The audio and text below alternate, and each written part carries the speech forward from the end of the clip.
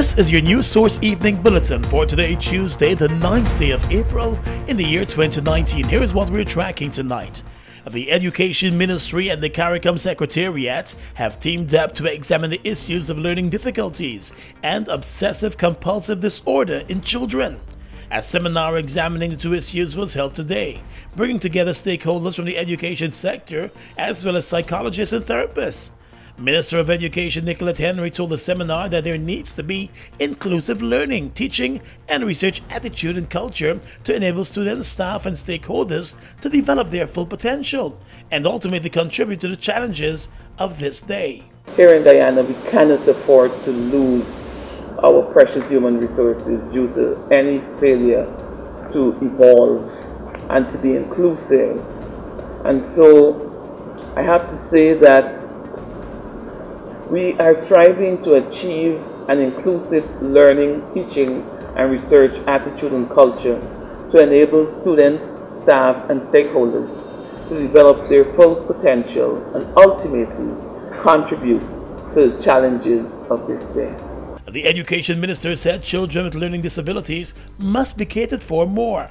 Being inclusive within this context also requires understanding, preparedness, and resources to enable us to deal with an increasingly diverse set of students while endeavoring to provide an excellent learning experience.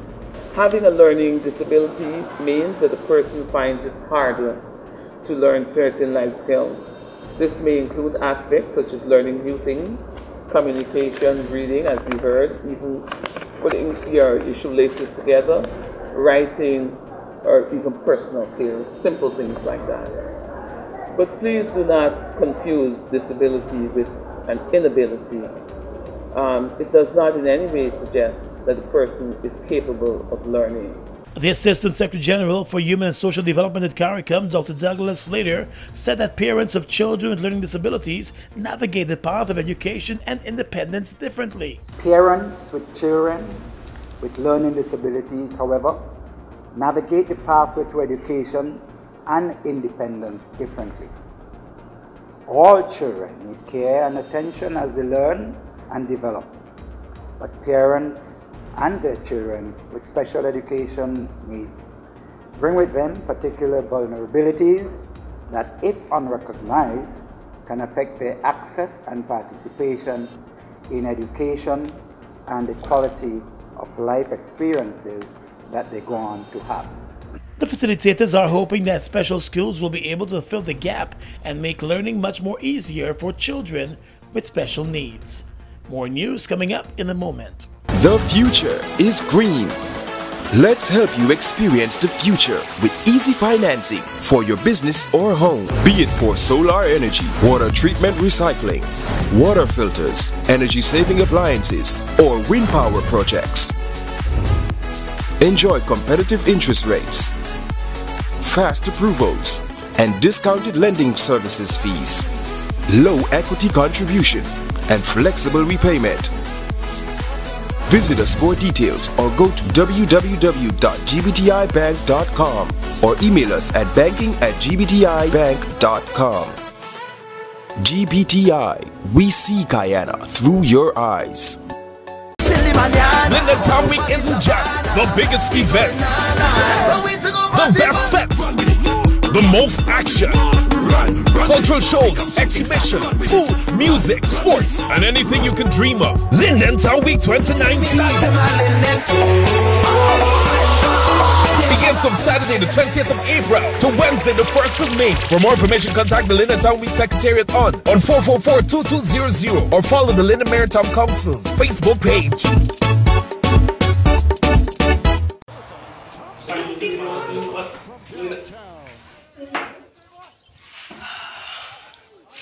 Hey babe. Hello? Is Don Me quite just done? Buddy, you need to switch to GTT Fab 5. Fab 5? Activate the GTT Fab 5 plan today. For only $5,005, you get free unlimited calls to 4 of your closest family and friends, 5 gigs of data plus 250 text messages, and your Fab 5 friends can call you for free. GTT Fab 5. 5. Oh, y'all like the switch? Wicked for 5. Welcome back. The Georgetown Chamber of Commerce and Industry is not happy with the Georgetown Mayor's decision to call on the business community to pay up their taxes. During a recent press conference, Mayor Ubraj Narayan announced that there are over 140 high-end businesses in the city that owe billions in taxes to the municipality. He said the non-payment of the taxes is hurting the council and affecting its work. But in a statement today, the Georgetown Chamber of Commerce and Industry, while not disputing the mayor's statement, said it finds the statement displeasing to the intended spirit of a recent meeting between the mayor and the chamber. According to the Chamber of Commerce, it remains open to discourse and collaborative work with the council. The chamber said it has a code of conduct that encourages its members to respect and adhere to the laws and regulations of the country, including the payment of taxes. It said while it is encouraged by the steps taken by the mayor for the collection of outstanding amounts, it is disappointed by what it sees as a public attack on the businesses that owe taxes. The chamber said it must remind the mayor that businesses are the lifeblood of the city, as they create employment and economic activity, and there is a need for more partnerships. For several years, the Georgetown City Council and a number of mayors have complained about the business community failing to meet its tax obligations to the city. Despite efforts to ease the payments through various initiatives, the number of defaulters and the money owed continues to climb.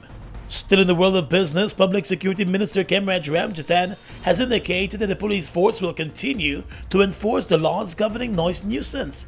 But he also believes police officers should be sensitive when persons are hosting events or bars are open and there is no noise nuisance. Some bar owners have been complaining about police officers turning up at their premises to shut down their operations before 2 a.m., although there is no noise nuisance. Well, that is insensitivity on the part of the police now, because if that is so, that is obviously insensitive. And probably more than just being insensitive, it's probably other negatives that I don't want to mention here.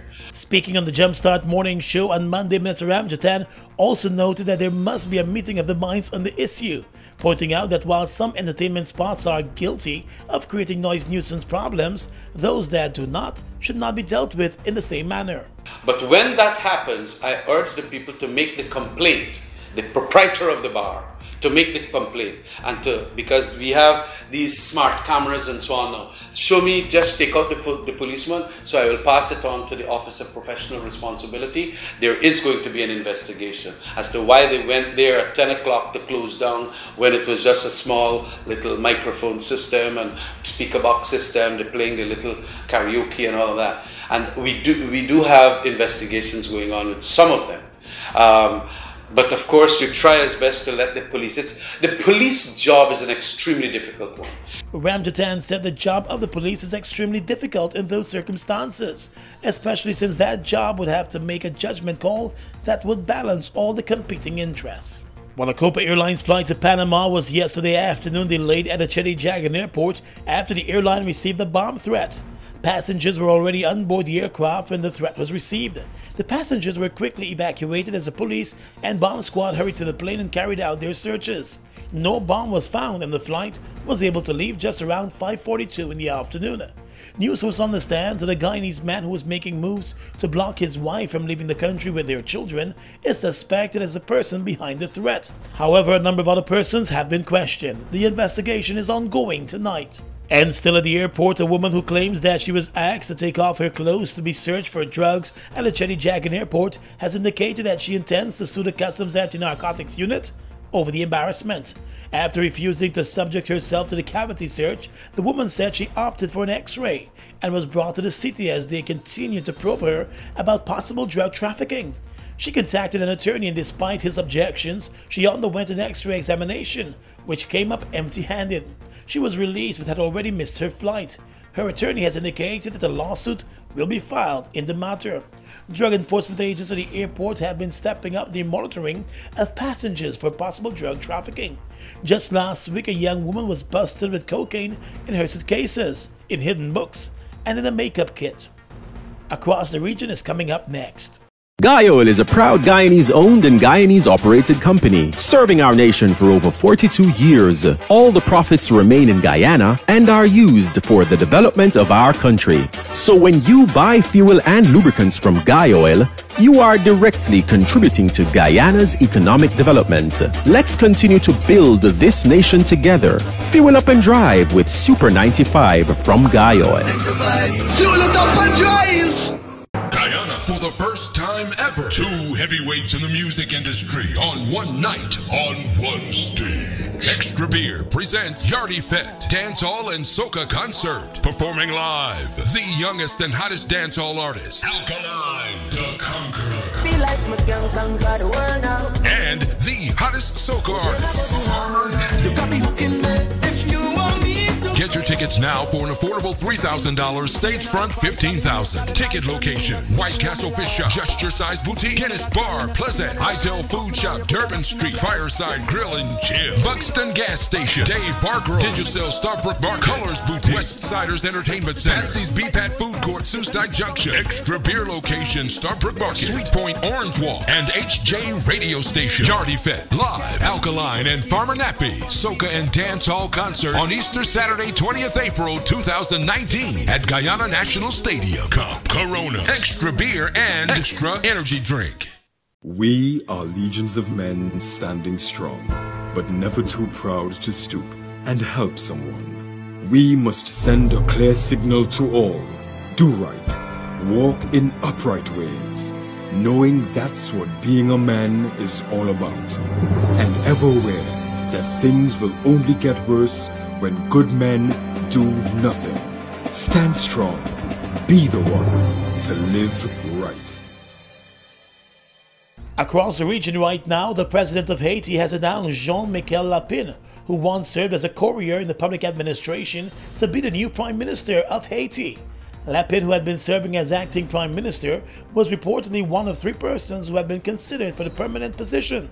The move had to be made after 93 of the 103 members of the Chamber of Deputies voted in favor of removing Prime Minister Jean-Henry Sillon. That took place last month. In Barbados, a government minister believes that more young people in the island need to sign up to serve as part of the essential services on the island which remain understaffed. Minister of Home Affairs Edmund Hinkson spoke to the media at a regional workshop for heads of disaster agencies and child protection.